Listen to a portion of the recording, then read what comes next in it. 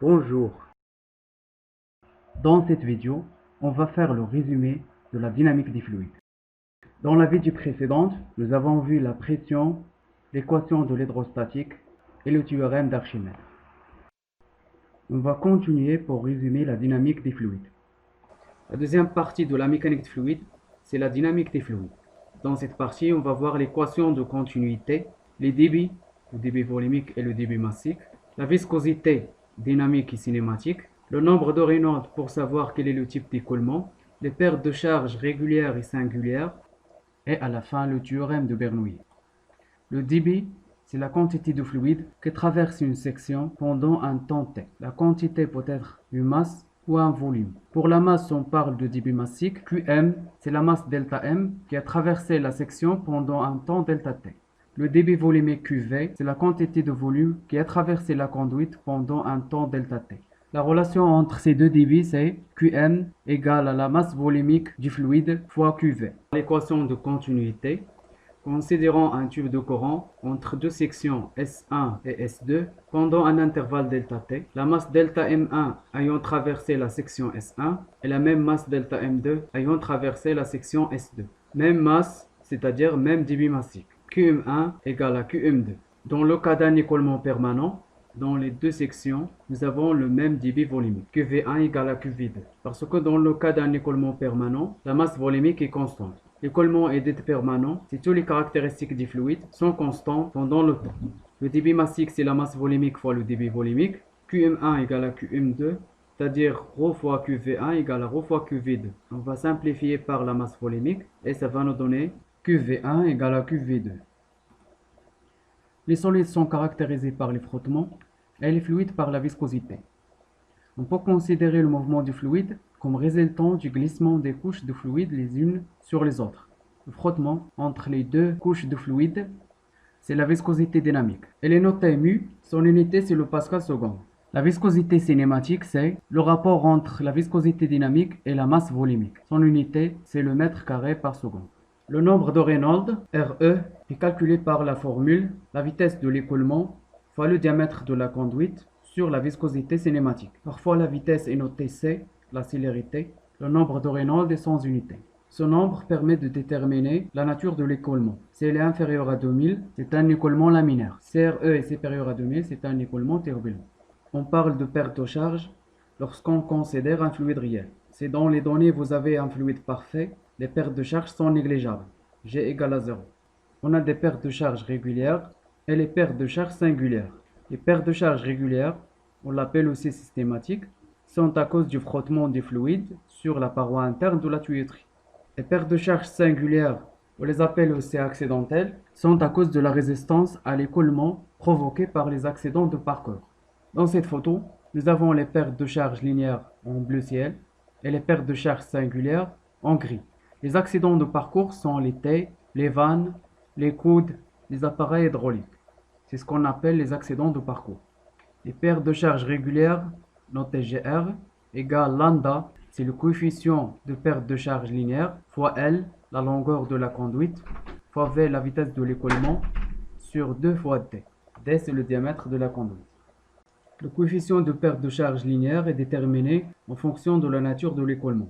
Si l'écoulement est laminaire, lambda égale à 64 sur le nombre de Reynolds.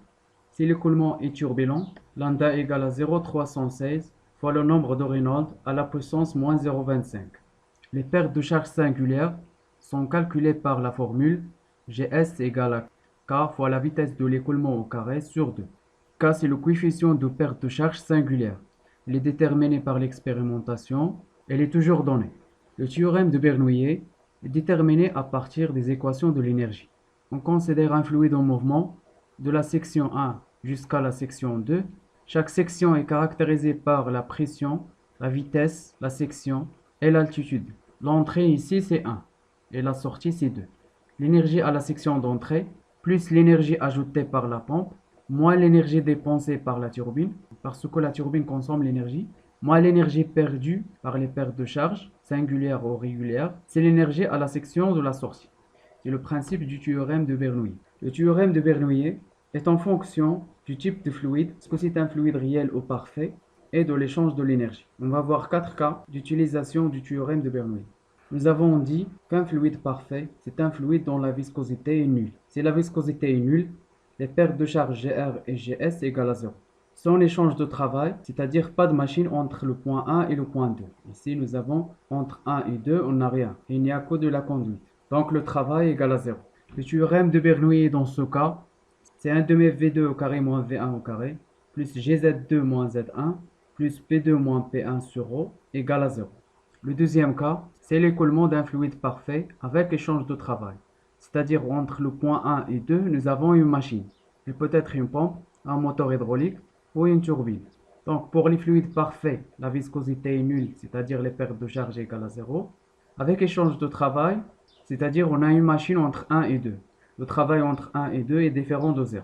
L'équation de Bernoulli est 1 demi V2 au carré moins V1 au carré plus Gz2 moins Z1 plus la pression au point 2 moins la pression au point 1 sur la masse volumique égale le travail. Le travail de la pompe est positif, le travail d'une turbine est négatif. Pour savoir est-ce qu'il s'agit d'un fluide parfait ou réel, il faut chercher dans les données. Si vous avez la valeur des pertes de charge, G, c'est la somme des pertes de charge régulières et singulières, c'est un fluide réel. Sinon, vous allez trouver que les pertes de charge sont négligeables. Le troisième cas, c'est l'écoulement d'un fluide réel sans échange de travail. Son échange de travail, c'est-à-dire le travail égal à 0. Fluide réel, c'est-à-dire la viscosité est non nulle. Les pertes de charge, G c'est la somme des pertes de charge régulières et singulières, est alors différent de 0. L'équation de Bernoulli est 1 demi V2 au carré moins V1 au carré, plus Gz2 moins Z1, plus P2 moins P1 sur ρ, égale les pertes de charge totales. Il faut faire attention, ce terme doit être négatif. Si vous avez par exemple dans les données, moins 40, c'est bien. Si vous avez 40, vous devez ajouter un moins. Le dernier cas, c'est le théorème de Bernoulli généralisé. Il s'agit de l'écoulement d'un fluide réel avec échange de travail. C'est-à-dire, on a les pertes de charge et on a une machine entre le point 1 et 2.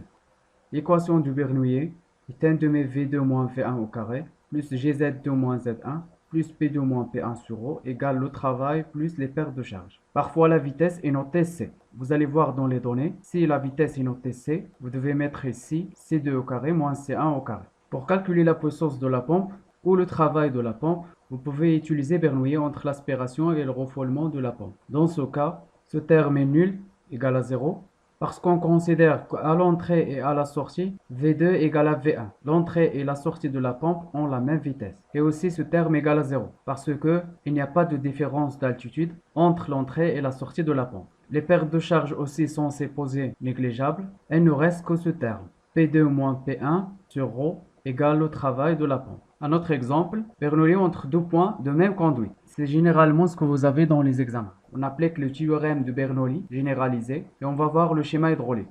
Ici, nous avons la pompe entre 1 et 2 et entre 2 et 3, c'est la même conduite.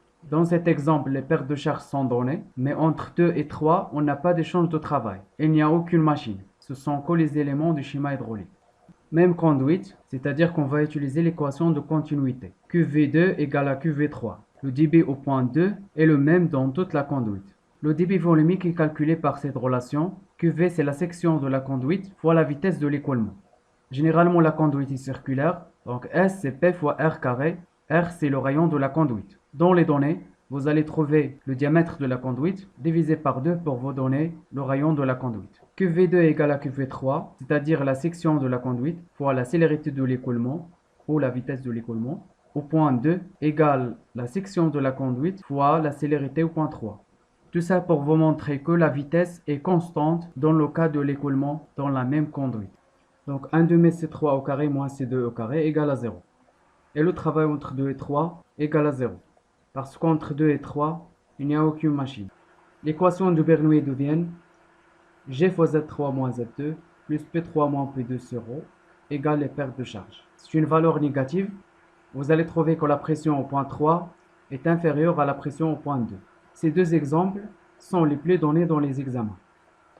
La fonction de la pompe, c'est convertir la puissance mécanique en puissance hydraulique. La puissance mécanique, c'est le couple en newton-mètre fois la vitesse angulaire en radians par seconde. Cette puissance mécanique, c'est généralement la sortie du moteur électrique. À l'entrée du moteur électrique, c'est la puissance électrique. La puissance électrique, c'est la tension fois l'intensité. la puissance hydraulique, c'est le travail de la pompe fois le débit massique. Ou bien, la pression à la sortie de la pompe moins la pression à l'entrée de la pompe fois le débit volumique. Cette différence est notée delta P. Donc la puissance hydraulique, c'est delta P fois QV. Le rendement de la pompe, c'est le rapport entre la puissance à la sortie et la puissance à l'entrée. Dans le cas de la pompe, la puissance de la sortie, c'est la puissance hydraulique et la puissance à l'entrée, c'est la puissance mécanique.